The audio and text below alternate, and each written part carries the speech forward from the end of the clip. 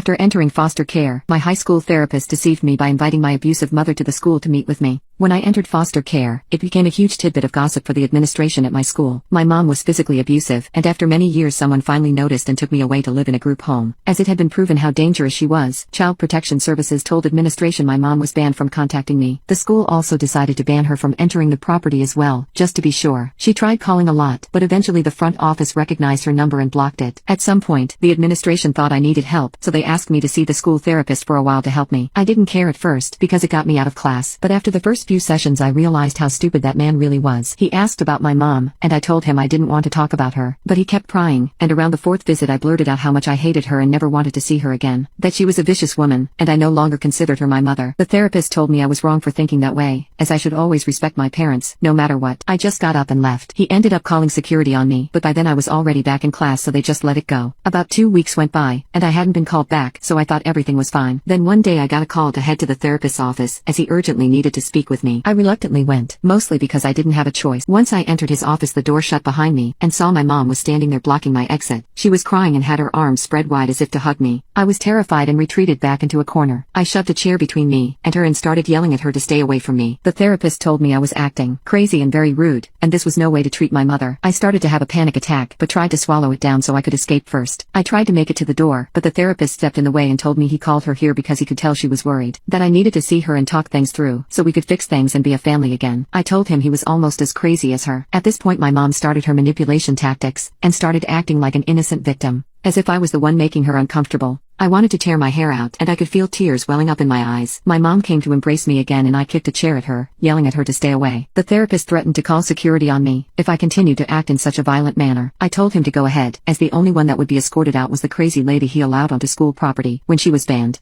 I threatened to call the police on them both, and have him arrested for child endangerment. That gave him enough pause that I got the chance to move around him, and bolted out of his office. I just remember running. I didn't know where, but I was going to get as far away as possible. I heard my mom call my name. I heard her try to run after me. I made it outside and hopped the school's fence. I spent the next few hours hiding around the neighborhood, terrified she would find me. Eventually school ended, and I snuck back onto the property to catch my bus to the foster home. When I got there I told my foster mom everything that had happened. One thing I am grateful for was that my foster mom was a very kind and loving woman. She got furious and called the school herself to chew them out. Then she informed the people that are in charge of my case, and they called the school as well. The next day, during class, I was called into the principal's office. I told her everything that had happened. She apologized. On behalf of the therapist guy, she said he reported to her his side of things, that he had no idea my mom was banned from the school, and that she was abusive. I find that hard to believe. As I said before, everyone in administration talked about me and my situation. She also mentioned how he thought I should still continue seeing him, but assured me I didn't have to if I didn't want to. I thought he would get fired, but I found out from someone else a few weeks later that he still worked there. Absolutely blew my mind that the school kept such an irresponsible person at a school, as a therapist for children. Thankfully, my mom never made it inside the school again, but that didn't stop her from trying to do other things.